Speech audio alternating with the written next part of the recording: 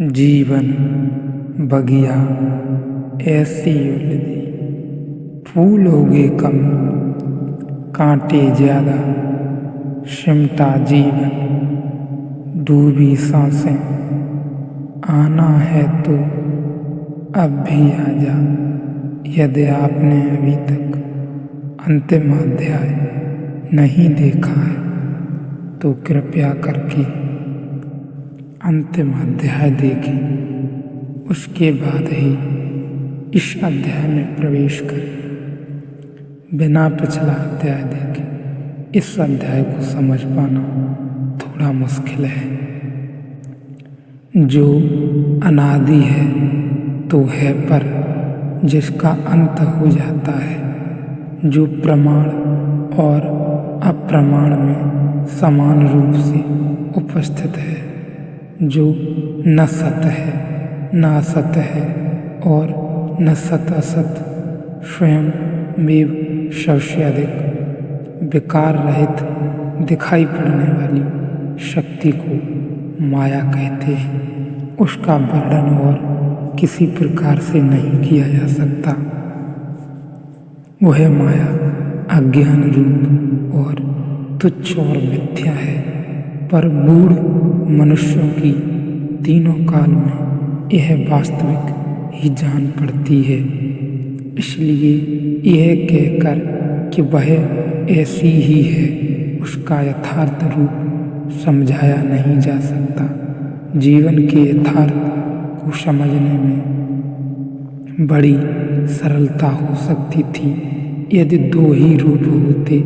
अस्तित्व के सत और असत हम कह सकते हैं कि नहीं है। ऐसे दो स्पष्ट विभाजन होते जीवन के अस्तित्व की तो कठिनाई जरा भी नहीं थी। लेकिन एक और कोटि भी है अस्तित्व की, जिसे हम कह नहीं सकते हैं कि है, और यह भी नहीं कह सकते कि नहीं है। उससे ही सारा उलझाव पैदा होता है। जैसे राह में सांझ के अंधेरे में पड़ी हुई रस्सी, आपको सांप दिखाई पड़ गई है। यह जो सांप आपको दिखाई पड़ गया है, यह है या नहीं? काश सरलता होती और हम स्पष्ट कह सकते कि नहीं है, या कह सकते कि है, तो उलझाव कोई भी नहीं था। लेकिन रस्सी में जो सांप दिखाई पड़ गया है वह एक अर्थ में नहीं है, क्योंकि खोजने पर रस्सी हाथ आती है, सांप हाथ में नहीं आता। लेकिन एक अर्थ में है, क्योंकि दिखाई पड़ा है।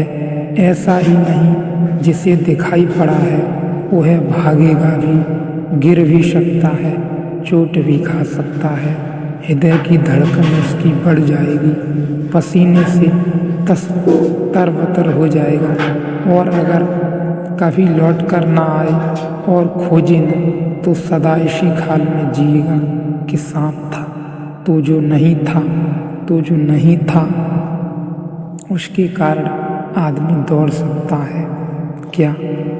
जो नहीं था उसके कारण पसीना बह जाता है, जो नहीं था हृदय कँप जाता है उसके कारण, जो नहीं था क्या उससे भी ऐसी घटनाएं घट सकती हैं? अगर घट सकती हैं तो उसे किसी अर्थ में होना तो मानना ही पड़ेगा, क्योंकि इसके न होने पर भी होने में घटनाएं घट जाती हैं। उसके अस्तित्व को एकांततः इनकार करना असंभव है। रात सपनों में देखते हैं आप एक भयानक स्थिति, नींद खुल जाती है और जान लेते हैं कि सपना था, लेकिन हृदय की धड़कनें इससे कम नहीं हो जाती। हाथ पैर कांपते ही चले जाते हैं, माना कि सपना था, और अब तो जान भी लिया कि सपना था, लेकिन वास्तविक हृदय अभी भी कँपा जा रहा है और घबराहट जारी है, और नींद के लौटने में थोड़ा समय लगेगा। तो जो अवास्तविक होकर भी वास्तविक पर प्रभाव डाल पाता है उसे ऋषि कहते हैं कि हम बिल्कुल ऐसा कह दें कि वह नहीं है तो अनुचित होगा। और मज़े की बात यह है कि वह तो तीसरी कोटि है।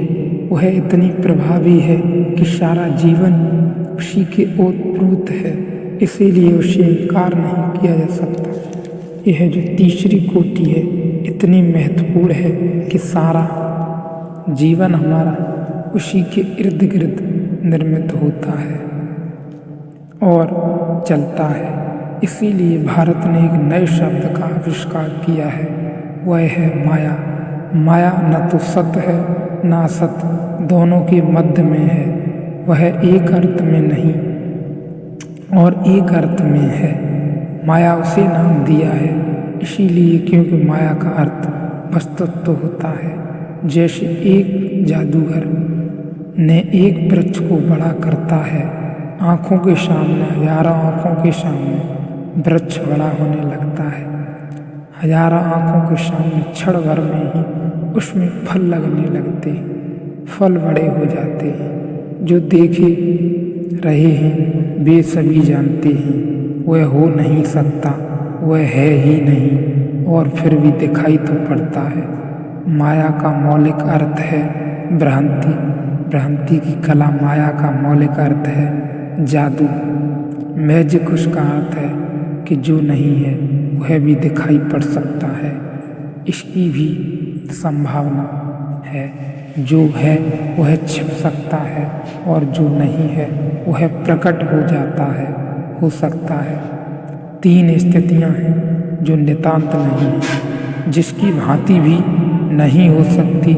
जो नितांत है उसकी भी भ्रांति नहीं हो सकती, लेकिन जो एक दृष्टि से और एक दृष्टि से नहीं, उसकी भ्रांति हो सकती है। वह तीसरा अस्तित्व का रूप भी है।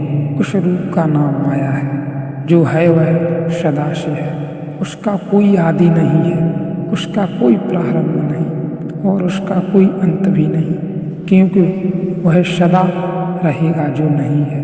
नितांत नहीं, उसका भी कोई आदि नहीं, क्योंकि जो है ही नहीं उसका प्रारंभ कैसे होगा और उसका कोई अंत भी नहीं होगा, क्योंकि जो है ही नहीं उसकी समाप्ति क्या होगी। माया का प्रारंभ नहीं है, अंत है। युद्ध दोनों के बीच की कोठी है, इसका प्रारंभ नहीं। यह सदा से है लेकिन इसका अंत है। इसे हम ऐसा समझें, अंधेरा है, अंधेरा सदा से है लेकिन अंधेरे का अंत हो सकता है। प्रकाश जला और अंधेरा नहीं हो जाता, प्रकाश जलता है और अंधेरा नहीं हो जाता। अंधेरे का प्रारंभ कोई भी नहीं है कि अंधेरा कब प्रारंभ हुआ। वह अनादि है, वह सदा से है, लेकिन उसका अंत होता है। प्रकाश जलता है, उसका अंत हो जाता है। माया की जो तीसरी श्रेणी है अस्तित्व में, वह सदा से अंधेरे की तरह। जब व्यक्ति जागता है चैतन्य में तो उसका अंत हो जाता है। जब प्रकाशित होती है चेतना तो वह अंधेरा कट जाता है।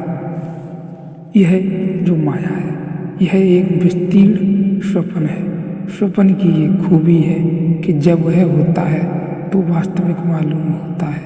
जब तक होता है तब तक वास्तविक मालूम होता है।